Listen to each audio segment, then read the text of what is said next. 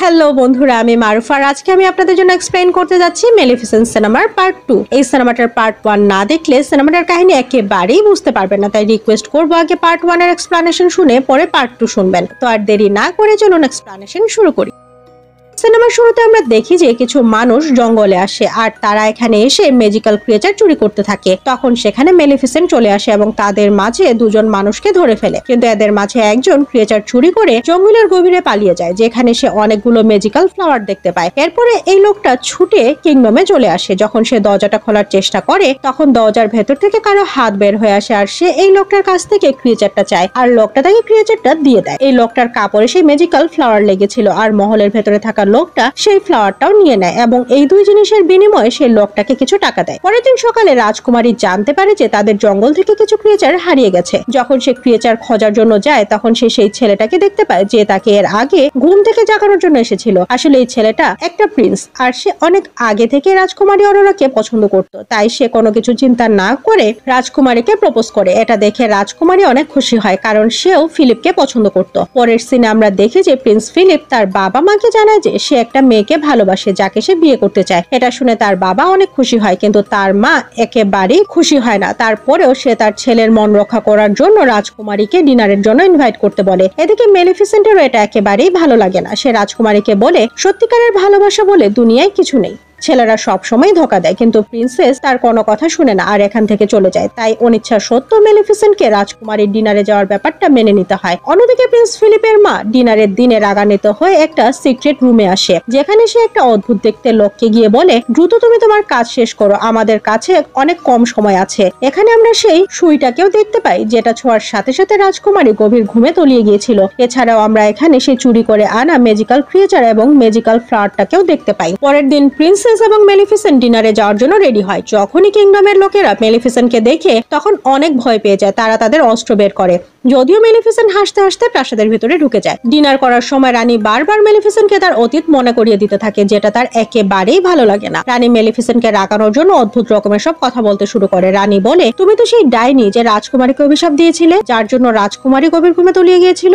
এসব শুনে রাজা তার রানীকে বলে চুপ করো, তুমি এসব কি কথা বলছো। রানী রাজার একটা কথাও শোনে না আর সে মেলিফিসেন্টকে বলতেই থাকে। এসব কথা শুনে মেলিফিসেন্টের অনেক রাগ হয় আর সে তার ম্যাজিক্যাল পাওয়ার ইউজ করতে শুরু করে, যার ফলে সেখানে থাকা সবাই দূরে ছিটকে পড়ে। এসব কিছু দেখে রানী ভয় পেয়ে রাজার পেছনে লুকিয়ে পড়ে আর তখন রাজা নিচে পড়ে যায়। রানী চিৎকার করে মেলিফিসেন্টকে বলে তুমি রাজাকে অভিশাপ দিয়েছো, সেজন্য সে গভীর ঘুমে তলিয়ে গেছে। সবকিছু দেখে রাজকুমারী অরোরা মেলিফিসেন্টকে বলে তুমি কেন সবসময় সবাইকে রেগে গিয়ে অভিশাপ দিয়ে বেড়াও। মেলিফিসেন্ট তাকে বলে আমি রাজাকে কোনো অভিশাপ দেইনি। তারপরেও রাজকুমারী মেলিফিসেন্টের কথা বিশ্বাস করে না আর তখন রাজ্যের অন্যরা মেলিফিসেন্টের উপরে আক্রমণ করার জন্য সেখানে চলে আসে। মেলিফিসেন্ট রাজকুমারীকে জিজ্ঞেস করে তুমি কি আমার সাথে যাবে, কিন্তু রাজকুমারী অরোরা তার সাথে যেতে রাজি হয় না। যখন মেলিফিসেন্ট এখান থেকে চলে যাচ্ছিল তখন একটা মেয়ে এখানে এসে লোহার গুলি দিয়ে তার উপরে আক্রমণ করে, যে জন্য মেলিফিসেন্ট পানিতে পড়ে যায়। অন্যদিকে রাজা অজ্ঞান হয়ে তার ঘরেই ছিল। তখন প্রিন্স ফিলিপ তার মাকে বলে তুমি বাবার কপালে কিস করো, হয়তো তুমি বাবার সত্যিকারের ভালোবাসা। কিন্তু রানী তার ছেলের কথা শুনে না, কারণ সে কখনোই রাজাকে ভালোবাসেনি। আসলে রানী একজন লোভী মহিলা। রাজকুমারী রেগে গিয়ে জঙ্গলে ফিরে আসে যাতে করে সে মেলিফিসেন্টকে তার অভিশাপ ফিরিয়ে নেওয়ার জন্য রাজি করতে পারে। এখানে আসার পরে সে জানতে পারে যে মেলিফিসেন্ট এখানে কখনোই ফিরে আসেনি। অন্যদিকে আমরা দেখি যে সেই মেয়েটা পানির উপরে নজর রাখছিল যে কখন মেলিফিসেন্ট পানি থেকে বের হয়ে আসে, কিন্তু তখন সেখানে একটা ক্রিয়েচার এসে মেলিফিসেন্টকে তার সাথে নিয়ে যায় আর মেয়েটা ছুটে এসে রানীকে সেটা জানায়। এদিকে রাজকুমারী যখন প্রাসাদে ফিরে আসছিল তখন জঙ্গলের একটা ক্রিয়েচার লুকিয়ে তার সাথে চলে আসে। এই ক্রিয়েচারটা সেখানে চলে আসে যেখানে আগে থেকে অনেকগুলো ক্রিয়েচারদের এনে বন্দী করে রাখা হয়েছিল আর সেই অদ্ভুত দেখতে লোকটা এই ক্রিয়েচারটাকেও বন্দী করে ফেলে। রানী রাতে ঘোষণা দেয় যে আগামী 3 দিনের মধ্যে রাজকুমারী এবং ফিলিপের বিয়ে হবে আর সে সবার সাথে বন্ধুত্ব করার জন্য জঙ্গলের সবগুলো ম্যাজিক্যাল ক্রিয়েচারকে তাদের বিয়েতে আমন্ত্রণ জানায়। কিন্তু এটা তো রানীর একটা প্ল্যান ছিল যাতে করে সে জঙ্গলের সব ক্রিয়েচারদের মেরে ফেলতে পারে এবং এই জঙ্গলটা দখল করে নিতে পারে। অন্যদিকে মেলিফিসেন্টের জ্ঞান ফিরে আসে আর সে তার আশেপাশে তার মতো দেখতে আরো অনেকগুলো পরীকে দেখতে পায় আর এদের মধ্যে একজন মেলিফিসেন্টকে বলে যে কোনো এক সময় এখানে অনেক পরীরা থাকতো কিন্তু মানুষেরা তাদের মেরে ফেলেছে। এই লোকটা মেলিফিসেন্ট মেলিফিসেন্টকে বলে তুমি এখন পর্যন্ত একমাত্র ভালো পরী এখানে বেঁচে আছো। সে আরো বলে যে তুমি খুব দ্রুত এমন একটা স্টেজে আসবে যেখানে তুমি পৃথিবীর সব থেকে শক্তিশালী পরী হয়ে যাবে, কিন্তু সেই স্টেজে তুমি এখন পর্যন্ত আসতে পারোনি কারণ তুমি এখন পর্যন্ত রাজকুমারী অরোরাকে ক্ষমা করোনি। তুমি সারা জীবন তাকে মন থেকে ভালোবেসেছো কিন্তু তাকে ক্ষমা করোনি। তুমি যখনই তাকে ক্ষমা করে দিবে তখন তুমি এখানকার সব থেকে শক্তিশালী পরী হয়ে যাবে। কিন্তু মেলিফিসেন্ট তাকে বাধা দেয় আর বলে আমি সারা জীবন রাজকুমারীকে ভালোবেসেছি কিন্তু তার বদলে সে আমাকে ধোঁকা দিয়েছে। তখন সেখানে বড়া আসে আর বলে ফিলিপ এবং রাজকুমারী অরোরার বিয়ে হচ্ছে আর এটাই সঠিক সুযোগ তাদের উপরে আক্রমণ করার। এদিকে এই অদ্ভুত দেখতে লোকটা সেই ফুলটা দিয়ে একটা ম্যাজিক্যাল পাউডার বানায় যেটার সাহায্যে পরেদের এক পলকেই মেরে ফেলা সম্ভব। এটা দেখে রানী অনেক খুশি হয় কিন্তু সেই অদ্ভুত লোকটা রানীকে জানায় যে আমাদের জঙ্গলের সবগুলো ক্রিয়েচারকে মারার জন্য অনেকগুলো পাউডার বানাতে হবে আর সেটা তখনই সম্ভব যখন আপনি আমাকে অনেকগুলো ম্যাজিক্যাল ফ্লাওয়ার এনে দিতে পারবেন। রানী তার সব সৈন্যদের অর্ডার করে যাতে করে তারা জঙ্গলে গিয়ে সব ম্যাজিক্যাল ফ্লাওয়ার নিয়ে আসতে পারে। যখন সৈন্যরা ম্যাজিক্যাল ফ্লাওয়ার নেওয়ার জন্য জঙ্গলে আসে তখন মেলিফিসেন্ট সেটা জানতে পারে, তাই সে এখানে চলে আসে কিন্তু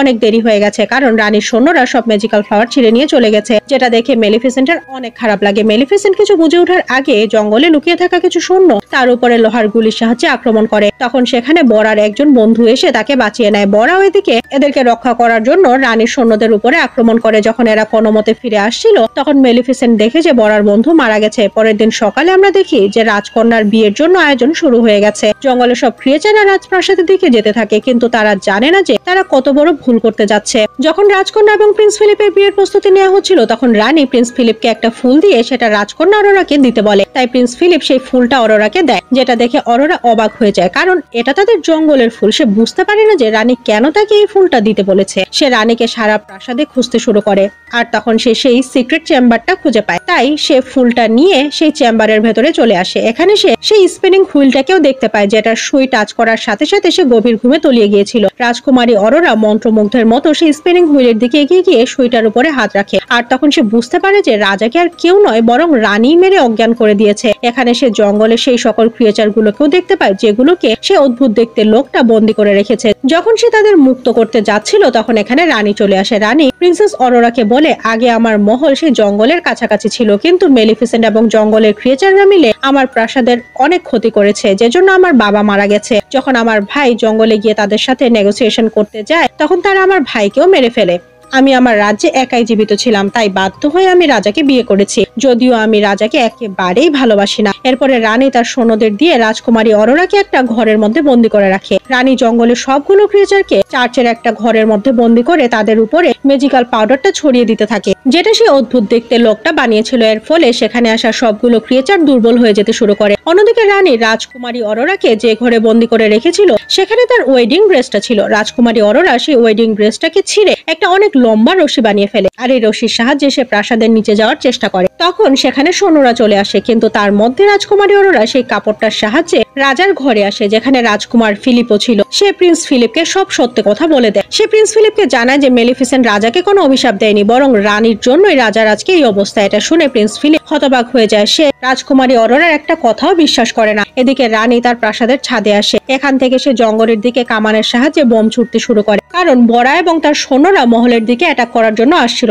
রাজকুমারী অরোরা মেলিফিসেন্টের ম্যাজিক্যাল কাকটাকে দেখতে পায়। সে এখন মানুষের রূপে আছে। রাজকুমারী অরোরা তাকে জানায় যে আমাদের সবগুলো ক্রিয়েচারকে বাঁচানোর জন্য চার্চের দরজা খুলে দিতে হবে কারণ এরা সবাই এই চার্চের ভেতরেই বন্দী হয়ে আছে, যেখানে রানী তাদের উপরে ক্রমাগত সেই ম্যাজিক্যাল পাউডারটা ছড়িয়ে দিচ্ছে। এরা দুজন তাদের শরীরের সব শক্তি দিয়ে দরজাটা খোলার চেষ্টা করে। তখন রানীর সৈন্যরা এসে এদেরকে ধরে ফেলে। বড়া রানীর জেনারেলকে মেরে ফেলতে যাচ্ছিল তখন এখানে প্রিন্স ফিলিপ চলে আসে আর সে বড়াকে বলে এটা আমাদের জেনারেল, তুমি একে কিছু করবে না। জেনারেল যখন দেখে যে বড়া তাকে মারে না তখন জেনারেল বুঝতে পারে যে রানী আসলে এদের উপরে অন্যায় করছে। অন্যদিকে মেলিফিসেন্ট প্রাসাদের ছাদে আসে যেখানে রানী দাঁড়িয়ে ছিল। যখন মেলিফিসেন্ট রানীকে মারতে যায় তখন প্রিন্সেস অরোরা এখানে চলে আসে আর সে মেলিফিসেন্টকে বলে প্লিজ তুমি রানীকে মেরো না, তুমি যদি রানীকে মারো তাহলে সবাই মনে করবে তুমি সত্যিকার অর্থে একজন ডাইনি। কিন্তু মেলিফিসেন্ট রাজকুমারী অরোরার কোনো কথা শুনতেই রাজি হয় না। রাজকুমারী অরোরা ইমোশনাল হয়ে মেলিফিসেন্টকে বলে প্লিজ মা তুমি এটা করো না। যখন মেলিফিসেন্ট রাজকুমারী অরোরার মুখে মা ডাক শুনে তখন সেও ইমোশনাল হয়ে যায়। এরা দুজন একজন আরেকজনকে দেখছিল। এমন সময় রানী একটা তীরের সাহায্যে সেই ম্যাজিক্যাল পাউডারটা নিয়ে প্রিন্সেস অরোরার দিকে ছুড়ে দেয়।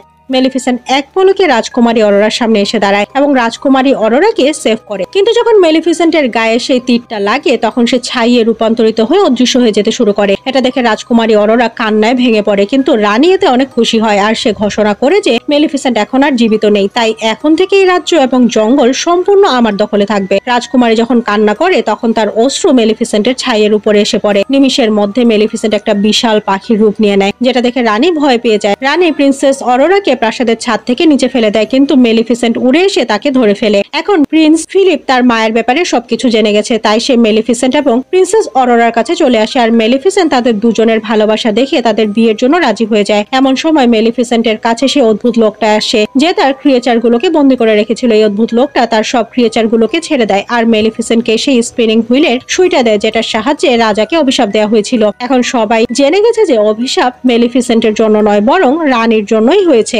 এদিকে রাজার জ্ঞান ফিরে আসে। অন্যদিকে আমরা দেখি যে রানীকে বরার সৈন্যরা ধরে ফেলেছে, এরপরে তাকে প্রাসাদ থেকে নিচে ফেলে দেওয়া হয়। মেলিফিসেন্ট তার ম্যাজিকের সাহায্যে রানীকে একটা ছাগল বানিয়ে দেয়, এরপরে প্রাসাদের সব দেয়াল ফুলে ফুলে ঢেকে দেয়। এখন মেলিফিসেন্ট রাজকুমারী অরোরা এবং প্রিন্স ফিলিপকে বিয়ে দেয়, যেটা দেখে রাজা অনেক খুশি হয়। এখানে জঙ্গলের সব ক্রিয়েচাররা তাদের জন্য হাততালি দিতে শুরু করে। আর এর সাথে এই সিনেমাটা এখানেই শেষ হয়ে যায়। এরকম আরো সিনেমার জন্য আমাদের চ্যানেলটা সাবস্ক্রাইব করতে ভুলবেন না। আর আপনাদের যদি কোনো মুভির রিকোয়েস্ট থাকে সেটাও কমেন্ট করে জানাবেন। বাই।